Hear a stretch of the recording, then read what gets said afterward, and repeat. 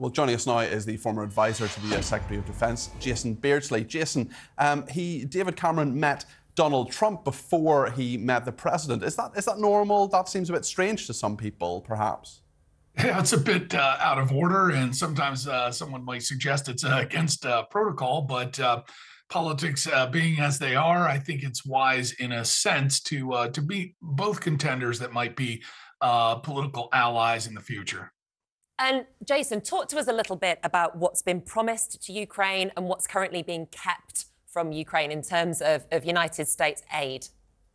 Oh, that's a pretty lengthy story. I think we're here because the aid that has at least been proffered nominally is held up in our Congress between the parties, and some of the pressures that lawmakers are feeling from constituents. American voters, frankly, are very skeptical about the conditions, the accountability, the transparency. The Operation Atlantic Resolve report, which was recently issued a month or so ago, details issues with tracking enhanced use and materials. These are sophisticated weapon systems that are going to Ukraine, and we're having difficulty accounting for those. That's not a surprise. This is a chaotic war zone. But on top of that, Americans are feeling the crunch of financial pains here at home. That's the pocketbook that's so popular for every election. So reasonably, they're asking lawmakers, what's in it for us, and what is the American voters' stake at interest? And I think the leaders have tried to make that, but I don't think it's sold so far to the American street. Have American voters lost interest in Ukraine, perhaps? David Cameron is, of course, a former Prime Minister, now the Foreign Secretary. He's talking about changing the narrative here, but are they going to listen to him, Jason? I think it's about time the American voters have asked hard questions. We've gone through 20 years of Afghanistan, 20 years of Iraq, and the American voters were treated to a lot of puffing up of what the successes were going to be, or the details, and then they leak out over years of reports that suggest we weren't really carefully assessing what was going on the ground, or at least not telling the American people. So there's a bit of skepticism that has sort of settled in with the voters, and I think they're at the stage of saying 2 years after this war began, we don't see progress. And in addition to that, you're talking about another $65 billion, another $100 billion in aid that's going to be distributed to a country that ranks pretty high on the corruption list. And at the same time, again, we can't get accountability of the weapons. So the voters are a little suspicious. So yeah, I think the narrative has changed on the politicians. Jason, we know that Donald Trump has come out quite strongly against sending aid to Ukraine. But do we really believe that if he were to become president of the United States again, that he would actually stick to that? Or are these just bold words? Well, they are bold words, make no mistake, but we have some conditions that have not been met. And I think the prospective politician who's talking to the American voters is trying to make the case that Congress has not done its job of taking that money and allocating it against United States sovereignty, or in your case, British sovereignty. And so the question that the voters are going to ask is, can you hold this train back? The train is Congress. They hold the purse strings. So writing into the law how much aid we're going to give, it's got to be passed by the president. And President Trump, in his last term, had determined that foreign aid was best done in sort of, let's call it, balanced tranches. And if we're not seeing effects from that, in other words, if we're spending our money and not seeing the positive effects, there's going to be questions asked. So yes, I think he will hold the line on that.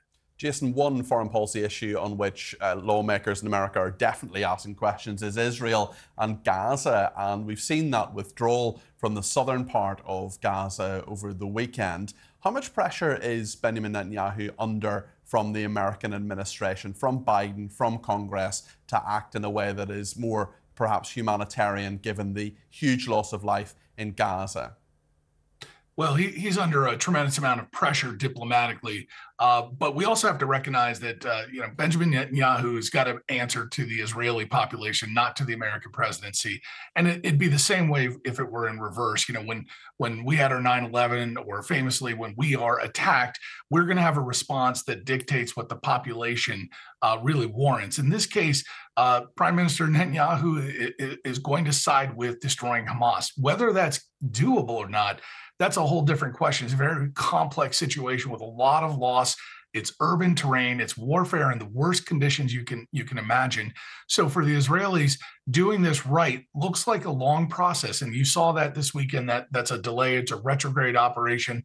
They're going to continue their attacks into Rafah. But before they do that, they have to establish good intelligence, good operations, and they have to come up with a way to evacuate civilians without tilting the the cause in favor of Hamas, but also saving the civilian lives. That's a tricky thing to do, and it's very complex in a war.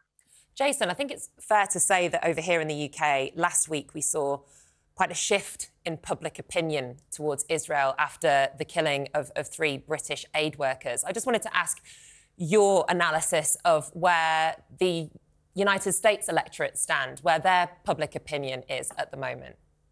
Our public opinion is also, much like yours, very complex. You have a lot of people that are very agitated or vexed on this. And as an American soldier, I have to reflect on our own experience, whether it's Afghanistan during the withdrawal when we accidentally killed a van full of innocent civilians. We've done that in Iraq before. The real point here is war is messy. It's very chaotic when you're fighting an asymmetric war with a non-uniformed combatant. So I understand this. And I think for the voters or constituents in America, they do not like this. And this is a very hard one. For that reason, President Biden is wisest to keep the distance from these actions to the extent that's possible. Put the pressure on, make sure that the aid gets to the civilians, find solutions that are there, but do not take responsibility for a different state's actions in Gaza, because we cannot control them, and we have to defer to the Israelis to see what they're going to do, or the Palestinians to understand what they're going to do. Both parties have a say in this fight. The United States is not one of them, so we have to be cautious about getting over-involved. You're right, there is that question of moral authority as well. I wonder, just in regard to the hostages, because it is 6 months since they were taken on the 7th of October. Is that something that's looming large in terms of how American policymakers are thinking about this? Because there's still over 100 of them who have been held captive by Hamas terrorists. Yeah, that's a huge problem here. And again, that goes to the heart of this issue, is that Hamas has been locked in and their demands are extreme, and they are holding hostages. And this is on the heels of a brutal attack where they murdered civilians. So the negotiations, the settlements, the ceasefires are all going to run through places like Cairo or Jordan, and they're going to involve multi-parties. But to do that right, they're going to have some guarantees and some release of these remaining 130 plus hostages that are there. That is a brutal act. And when you make that statement, you're declaring war against the state. This is an asymmetric war, but Israel's in a tough position because, if they accede to the demands, this gets worse the next time. So this puts them in a tough position, and the American people are, again, on both sides of this issue, extremely vexed. You have camps that are very pro-Palestinian, camps that are pro-Israeli. For that reason, this makes it complex for our statesmen to be over-involved here.